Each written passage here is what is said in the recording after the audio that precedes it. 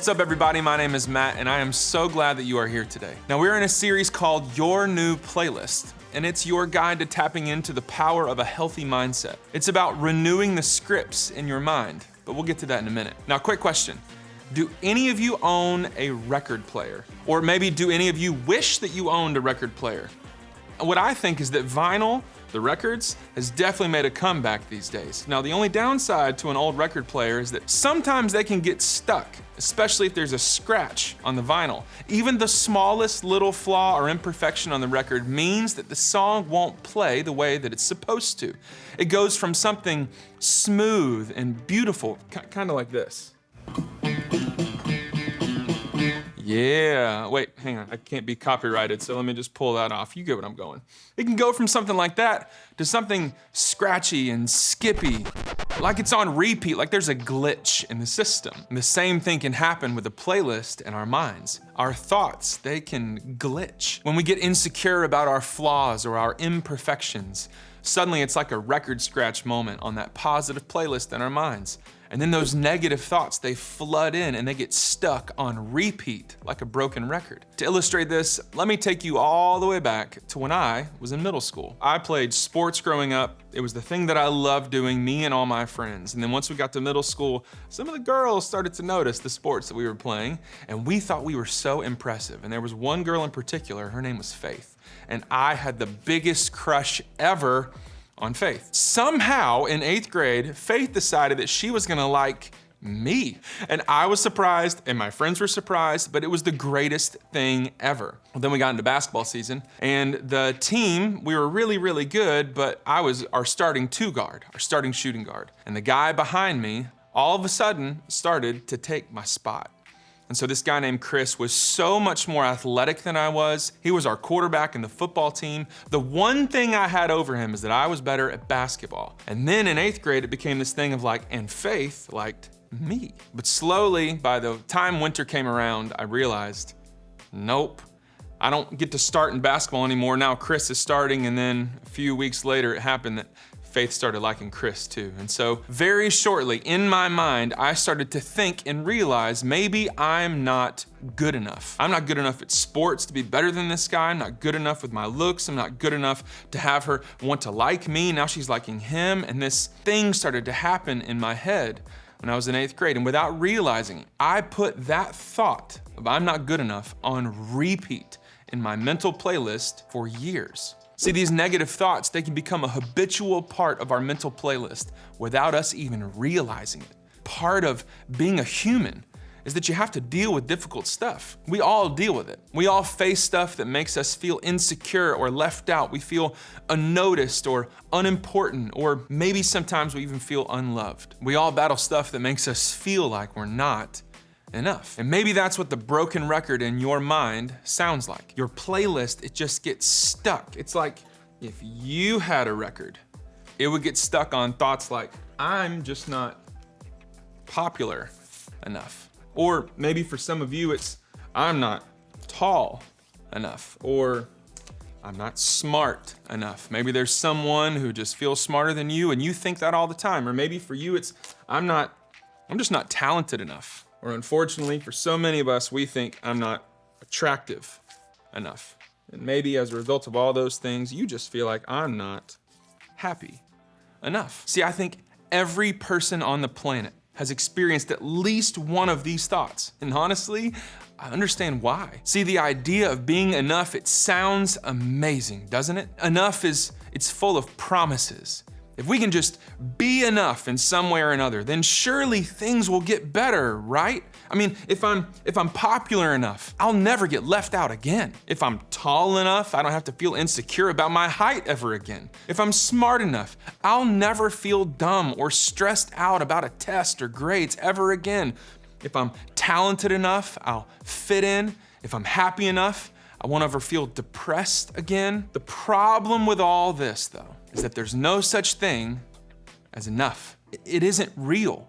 No matter what, will actually never be enough. Even when you're popular, there's always someone more popular. Even when you're tall, there's always someone who will always think that maybe you're even too tall. Or even if you're smart, One bad grade, it can throw off your entire confidence. You see what I mean?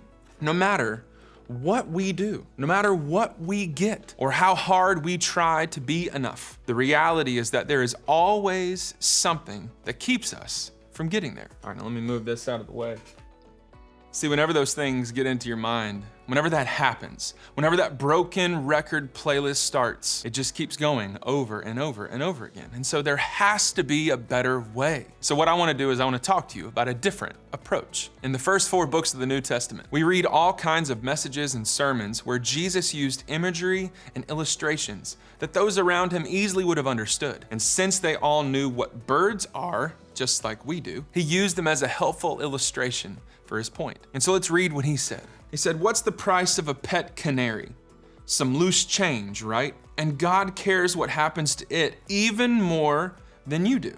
He pays even greater attention to you, down to the last detail, even numbering the hairs on your head. So don't be intimidated by all this bully talk. You're worth more than 1,000,000 canaries." I love the point that Jesus is making, because back then, a common bird, it didn't cost very much at all. It wasn't something that people considered valuable. It certainly wasn't enough to make you feel like, well, enough. But Jesus said, you know that little bird that everybody thinks isn't really that big of a deal? Well, God cares about it. He knows about it. And he thinks about it a lot. And if God cares that much about that little bird, then how much more do you think God cares about you? In another gospel, Luke records Jesus saying this, "Are not 5 sparrows sold for 2 pennies? Yet not one of them is forgotten by God. Indeed, the very hairs of your head are all numbered. Don't be afraid. You are worth more than many sparrows." Jesus knows the number of locks of hair that you have on your head. Now that may sound a little strange, but a few sentences later, Jesus makes his point. He says, "Consider the ravens. They do not sow or reap. They have no storeroom or barn, yet God feeds them. And how much more valuable you are than birds." Jesus is saying, if God notices when a sparrow is sold or a raven needs food, don't you think that he notices you and what you need? See, God knows about all the little things, and he cares about those little things. If something is important to you, it's important to him. If it concerns you, it's not small to him, it's a big deal. And if it troubles you, even if it's trivial to other people, it's important to him, because you are worth more than the sparrows, and you are more valuable than the ravens. God loves you. You have so much worth and so much value to God. He cares about everything in your life, the big stuff, the small stuff, and everything in between. So think about it this way. You are enough. When you don't feel like you measure up, or when your insecurities are just playing on full volume in your head, or when the thoughts of not being enough run like a broken record on repeat, you can remember that God says that you are enough. God knows you, and he loves you. He thinks about you, and he cares about you just the way you are. Just like God made every detail of every bird in the sky to be enough, God made you just the way that you are, and that's enough. See, it's enough to stop that broken record in your mind. It's enough to stop the striving to feel like you have to be enough. It's enough to stop you from believing what isn't true about you, because no matter what, you are enough. Now, it's great to hear that God says you're enough, but if we're honest, we all would probably admit that it doesn't always feel that way. That's when we have to make the choice to remember, to change our minds and to shift the thoughts that make up our playlist. So start by noticing in your own head, when is that record broken? Pay attention to the playlist that you got going in your mind. And when you find yourself thinking the same negative thoughts on repeat, that's a sign that it may be time to change the record. And then once you change it, you replace that broken record with a new one. You change the soundtrack telling you that you aren't enough. You put on a new record that tells you the truth about who you are, one that reminds you that you are enough. See, that's the thing that I had to figure out in my story. If you go all the way back to when I was in 8th grade, for over 10 years after that, that same broken record scratched through the playlist in my mind, telling me I'm not good enough. It wasn't until I was even in my 20s that I realized it. And when I look back, it explained so much of my behavior growing up. See, I did exactly what someone would do in every situation in my life if they believed that they weren't good enough. That's the destructive power of negative thought habits. And then I realized something. See, it took time for these negative thoughts to become destructive habits in my mind. And so it was going to take some time to form positive mental habits as well. And so I realized that I was the DJ. I get to create the playlist in my head. I have the power to choose that. And so I had to fight and to memorize, to affirm, to repeat, to declare, and to pray positive truths over myself until they became as true to me as those negative ones once were. But it did. It happened.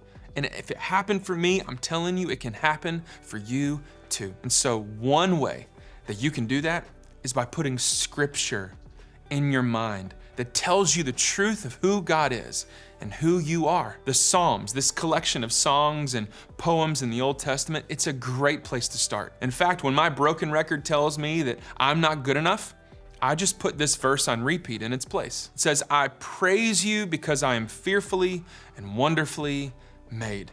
Your works are wonderful, and I know that full well. See, that's Psalm 139, verse 14. So when I struggle to believe that I'm enough, I put this verse on repeat to help me. And so this week, I'd love to challenge you to do the exact same. Maybe even work on memorizing it with your small group. See, here what we believe is that small groups are one of the best places for you to grow in your faith alongside other people who want to do the exact same. So one way that you can do that in your group is by memorizing this verse together and remembering the truth that you are enough. And so when you head to small group now, I want you to think about this one question. What's one way that I can remember that God says I'm enough?